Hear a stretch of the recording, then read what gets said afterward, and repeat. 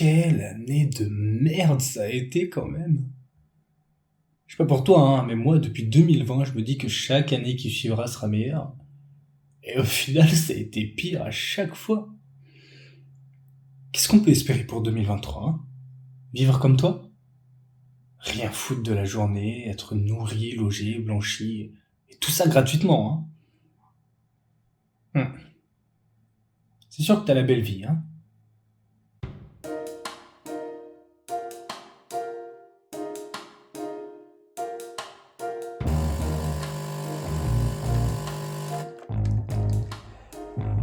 Non mais parce qu'en fait, en tant que chat, vous pouvez pas vous rendre compte à quel point le monde est en train de partir en cacahuète depuis 2020. Tu tournes la tête de ce côté, t'as le Covid, tu tournes la tête de ce côté, t'as la guerre, tu tournes la tête de ce côté, t'as plus de moutarde, tu tournes la tête de ce côté, t'as plus d'essence.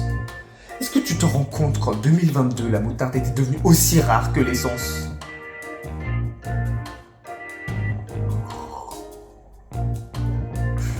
Ouais, je dis n'importe quoi.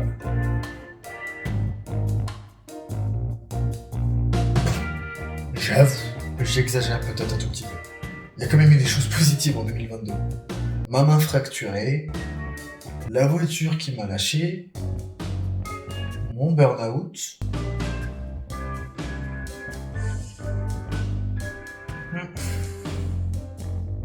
Ouais, non. C'était définitivement une année de merde.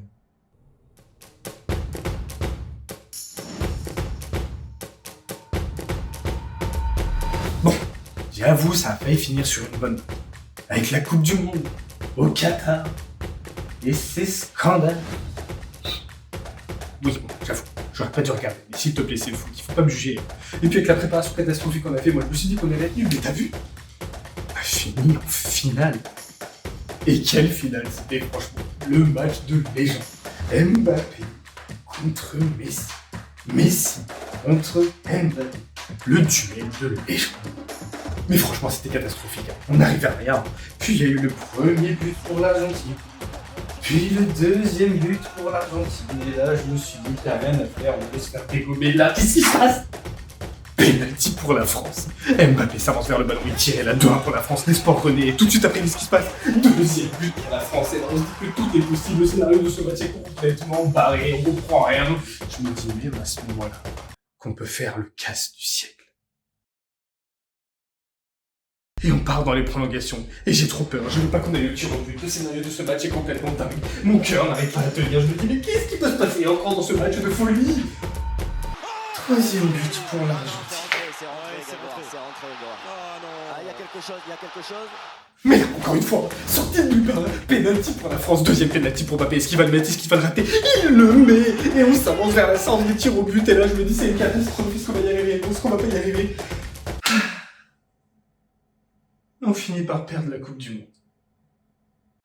L'Argentine, championne du monde pour la 3e fois dans son histoire.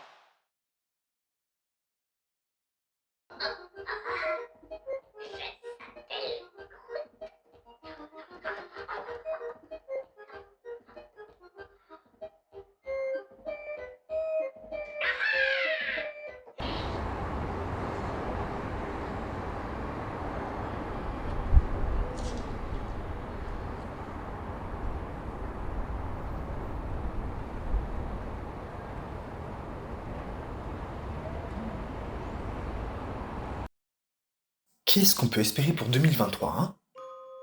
Une sacrée question. Depuis petit, on entend les mêmes vœux. L'argent, le bonheur, la santé.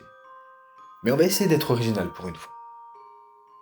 Pour cette année, je te souhaite d'être la meilleure version de toi-même. Celle qui profite à fond, qui tente, qui expérimente et qui vit sans regret. Les galères feront toujours partie de nos vies. À nous d'apprendre à mieux les gérer pour en tirer à chaque fois des enseignements. 2023 sera l'année où on grandira. On va même se faire une promesse. On ne lâchera rien. Quoi qu'il t'arrive cette année, fais en sorte d'ajouter la folie nécessaire pour qu'elle devienne mémorable. Chante, danse, fais-toi kiffer.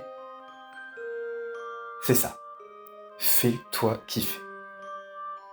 Je te souhaite une belle année, en espérant pour de bon que celle-ci soit l'année charnière qu'on attend depuis si longtemps. Que tes projets se concrétisent, que ton entourage soit bien et heureux, que tu puisses profiter à fond de ta vie. Je ne peux te souhaiter autre chose que ça. Mais crois-moi, c'est le plus important. Bonne année à toi.